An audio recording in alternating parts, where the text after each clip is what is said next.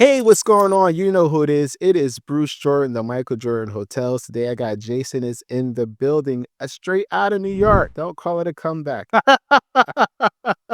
And we're going to be covering a little bit of revenue management, sales, marketing, and how it all combines to create commercial strategy.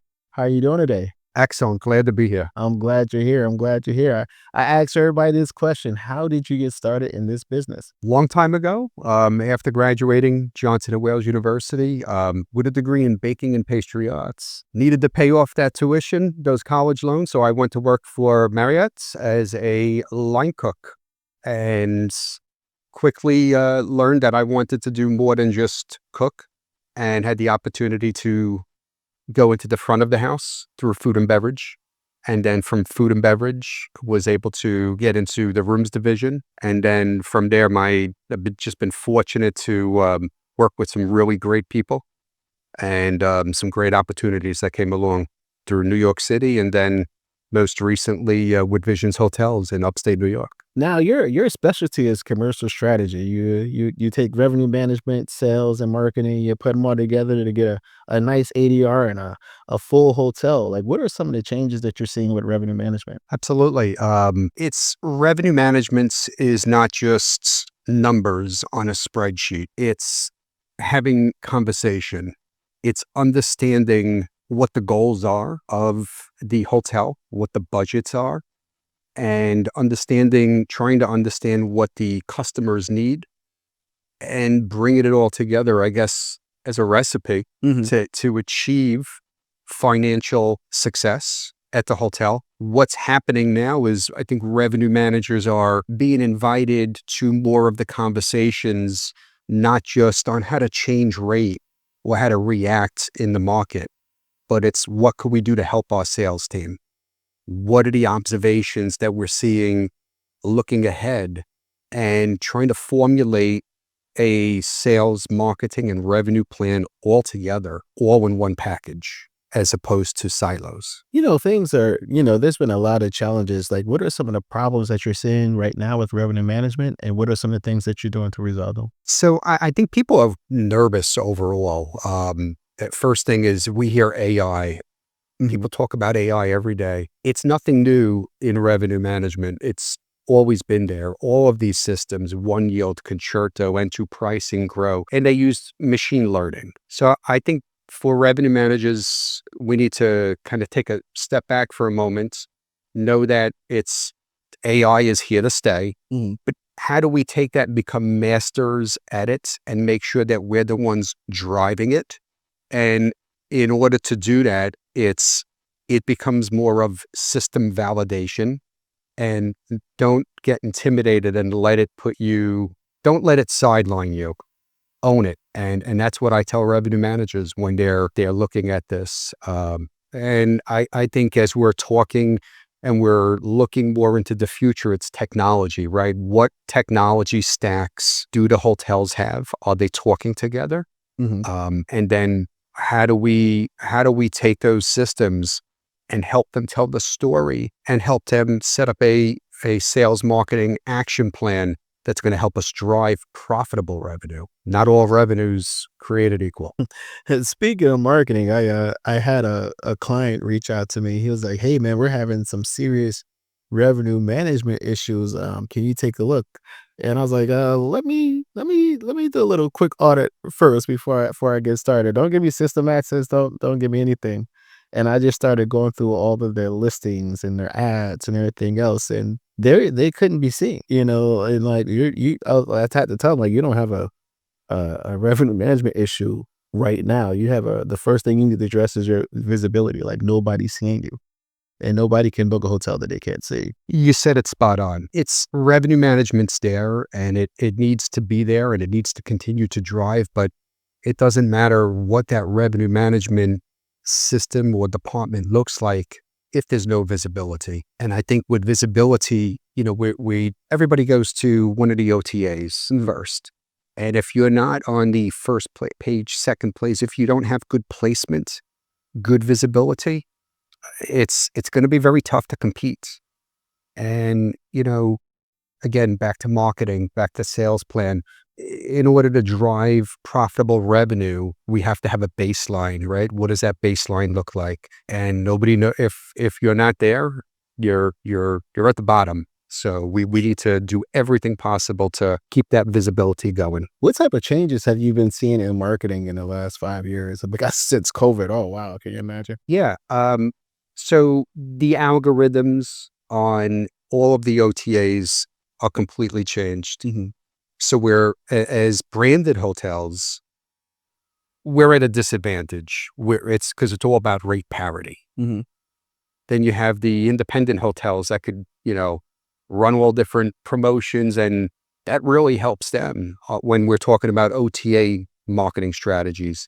It's forcing the branded hotels to start spending more money on travel ads and partner with other different companies that are now emerging to invest more into meta search and other areas to help, again, boost that visibility. But I think for revenue management, one of the things that we could bring to the table and how we could continue to evolve and become greater stakeholders in what we do is by opening up our packets and maybe adding a line in there that's about visibility or e-commerce.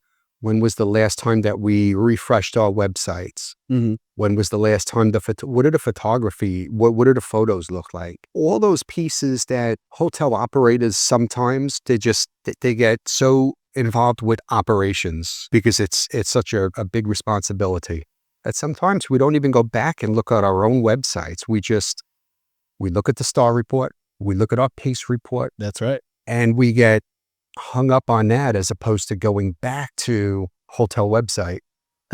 What does that look like? Did we update those photos yet? I don't know. Renovation was done last year, and we still haven't updated this. Are there different photos on 5 different platforms? Exactly. You're like, "Where did this photo come from? I haven't seen this photo in 20 years. This is the original sketch when the hotel was built. What is it doing there?" Exactly. That is crazy. That is crazy. Now, when it comes to marketing, I feel like where a lot of hotels fail, especially franchises, is one, not having a vanity site. A lot of people, they don't want to. You shouldn't really want to drive your traffic directly to Marriott. You need a place where you can sell first, where you can kind of customize things yourself first and sell your hotel, not the brand, because the big guys, they're selling the brand. It's It's like, about the enterprise. yeah, they're like, hey, if we do a promotion on this day and that's your busiest day, tough luck. This is the brand. So you need your own site to sell the brand, a vanity site, especially for franchises. What have you seen when it came to vanity sites, and what usually works and what usually doesn't? I think that when it comes to vanity sites, sometimes the first thing I'll go to at a meeting is, all right, what's the cost? Yeah. Is there an additional cost? Okay. Yes. So that's a no. All right. On to the next.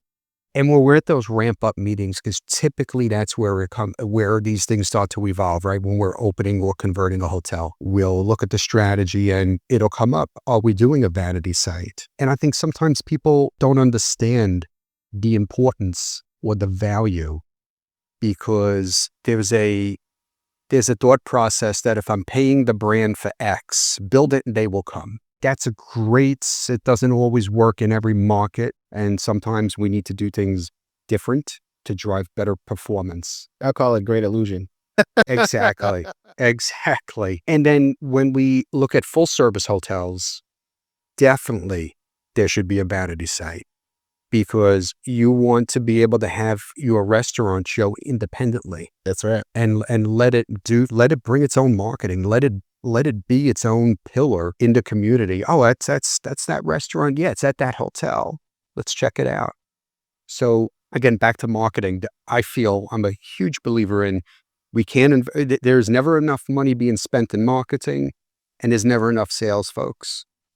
They are the cornerstone of what we do. And when we partner with them the right way, and when we give them the right tools, our sales teams, and when we leverage the data that comes out of marketing statistics and all of the reports, we could take that. And again, that comes to our meetings and that helps us drive that future strategy.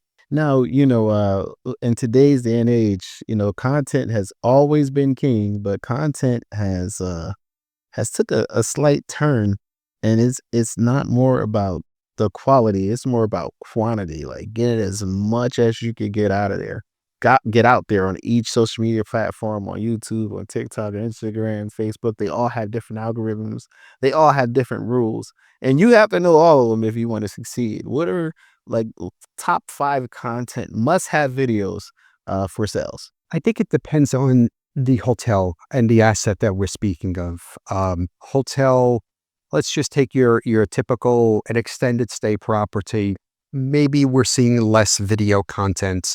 Same with a select brand versus a full service brand, more full service hotel. When we introduce food and beverage and banquets and all those, fun events and things that we could do, I see more content and more videos and more of the TikTok showing the experience, right? More on Facebook marketing showing, oh, wow, that's what that wedding looked like. That's what that bar mitzvah looked like. That's what those special events look like. And it's important because it's not just, now we're not just talking room revenue. Now we're talking total revenue, right? Again, another piece that I feel is sometimes underrated as revenue managers. I think a lot of times we're just focused on RevPAR. It should be total RevPAR. Again, depending upon the asset. And when we look at it like that, again, I just think that opens up a whole nother dialogue for us revenue managers with our sales leaders. Now, 20 years ago, commercial strategy didn't even like exist. You had your marketing was different, revenue management was different. There was no RMS, there was no sales was different. But now it's all combining together. Like, what have you seen in this commercial strategy venture, and where do you think it should be in the next 5 years? Well, let's just start by saying it has changed significantly thanks to technology, right? Thanks to owners and our brand partners and independents that have said, wow, there's got to be a better way, right? We've heard a lot of times breaking the silo because traditionally these departments didn't necessarily share data. You came in with your clipboards, I came in with my binder, and we all kind of just figured it out in the room. Today, what I see happening, what I think the future is going to be more of a under one umbrella type of an approach where it's not a sales department, not a revenue department, but commercial strategy. And then everybody having some type of equal seat at the table. I think that there's always going to be that go-to person. I still feel that that's that revenue manager, because a lot of times that revenue manager can produce the segmentation report, can marry it up to the STAR report and analyze it very, very quickly, which is something that stakeholders like to see. Some want the one-liner, others want, the recap. A book. Exactly. Now, how many of them are reading the book? Some read it, some don't. But I think fast forward, the future of it is going to be a technology piece that integrates the PMS with the RMS, with the sales tracking mechanisms and reporting, and bringing it all together where information is live. I spoke about this just recently on another podcast where how do you've got all this great data points, and we need to get back to our clients fast. Everything happens so quickly. We don't want sales managers to wait. Sales teams have goals and they should be able to reply back to inquiries without having to wait too long for the revenue manager. So what can we do to make things easier for them? I think that as time goes on, and I see this happening now, but I think as time goes on, you're going to see a lot more live data points available so that we could share this information ahead of time so that the sales team knows live how many rooms are available, what's the room type, what's the fade rates, what's the wish, the want, and the walk. Nice. Yeah, we definitely got to do a better job at syncing these systems. I think there's just too many systems. Like, and I remember Christine Trippy was talking about this in one of our other interviews, is that We have to go into one system, do this. We have to go to another system, do that. We have to go to another. Like we're working on like 4 or 5 different systems, and that's just for part of the sales and marketing and some of the financial issues. Right. We're not even talking about operations where we have hot sauce and this one and the texting and like it's like by the time you finish, you're dealing with 10, 15 different systems for all these different departments, and it gets a little cumbersome. And that still didn't even answer probably the most critical question that sometimes is not really evaluated is, how does it flow? Yeah. What's the net? Okay, this sounds great at the top, but when I pull out my distribution fees, my franchise fees, rebates, commissions, anything else, what did I net? And did we displace anything from transient or from something that may be extended stay that may have generated more revenue over a longer period of time? Absolutely. Absolutely. Nice, nice. Pricing for profit. Pricing for profit. I like that one. I think demand is so volatile right now that it's there. Everyone's having a difficult time trying to gauge it. The booking window has just went down significantly. Everything's like last minute rush, rush, rush, rush, rush. We're in a new generation when it comes to bookings, and we're experiencing a different type of guests Absolutely. that we did not have 20 years ago or 25 years ago. So I've been doing this for a long time. So I remember I remember telephone revenue. Call accounting, right? Man, we used to make like 70 grand, 80 grand a year just on telephone revenue. And you could bank on it. Yeah. Right. At the time, you also had less chargebacks too. That is true. That is true. So now it's just and to be honest, I haven't seen, especially I remember that hotel, I haven't seen a significant increase in rate since 20 years ago. And you would think that, it was like about 160 back then. You think it'd be 300, 350, but they're still in that 150 to 200 range, for business transit. So, that's not, No. there is no gain, but they have all of these expenses that keep increasing. So you're like, where do you win if you can't win with if the money is really the bed? If the bread is in the bed, how much can you really increase your rate before your market starts to buck back on you and push back and say, yeah, we're not going to do this. It's tough, especially that segment post-COVID. I mean, and you hear different theories on what has happened and when and how we've seen BT segments doing so much better. I think that's not. It's not a blanket statement that BT is back. I think it depends on the market, right?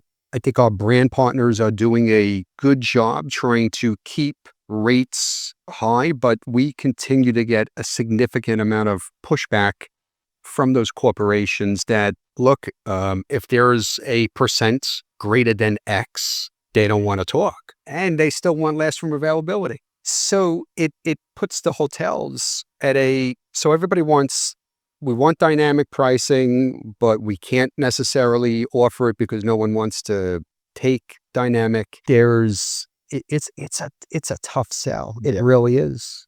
Right. And that's why I tell our sales teams, I mean, they have a tough job. They really do. And for us as revenue managers, we need to be supportive.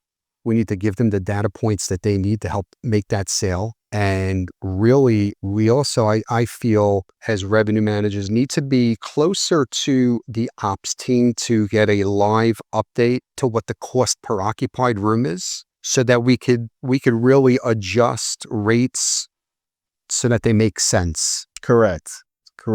Yeah, I see that it's been a really big problem. A lot of people really don't know how to follow a market. They just do what they've been doing for the last 10, 15, 20 years. And I'm like, I don't know what's going on. My revenues just keep doing out. I don't know what's going on. Why are you doing this? Oh, because we've been doing that for 20 years. Yeah, this is the problem. The market isn't here anymore. You gotta change. You gotta shift. No one's doing this anymore. Pivot, right? I mean, again, back to pandemic, we all pivoted. We all came up with a new strategy. We knew we had to do things different. And I think what makes our industry so special is that despite the uncertainty that we hear about, hospitality business, we're still building. We're still doing a lot. And I think we do that because we've earned the confidence of the banks, of the stakeholders, of investors to say this industry, no matter what, will be able to be resilient and has proven itself to be very resilient in times of trouble. Absolutely, because we got a building that's not going anywhere. But listen, thank you for being on the show. Tell everybody how they get in touch with you. Jason D'Agostino, please check me out on LinkedIn and email address Jason, Jason D'Agostino, Dagostino @outlook.com. Jason D'Agostino. And thank you for joining us for another episode. This is Bruce Short, the Michael Jordan Hotels, signing out. Hey, what's going on? It's Bruce Short, the Hotel Revenue Expert. I just want to take a quick second to thank you for watching this video. If you could just do us a big favor and just subscribe to the channel. We have a lot more videos like this, more information, great information about hotels. I'm also the author of the Hotel Revenue Bible. You can get that book on hotelrevenuebible.com. And we are here to answer all your questions. So if you have any questions, just shoot us a quick text at 321-321-2002. That's 321-321-2002. And you can book a revenue call. Go to hotelrevenuecall.com and we can answer any and all your questions. Just make an appointment with me. You'll do one-on-one with me. You'll be able to do one-on-one with me, and we could go ahead and get all your questions answered and see if you have any revenue issues that needs to be resolved. Talk to you soon. Thank you again. Hit that subscribe button. We really appreciate you.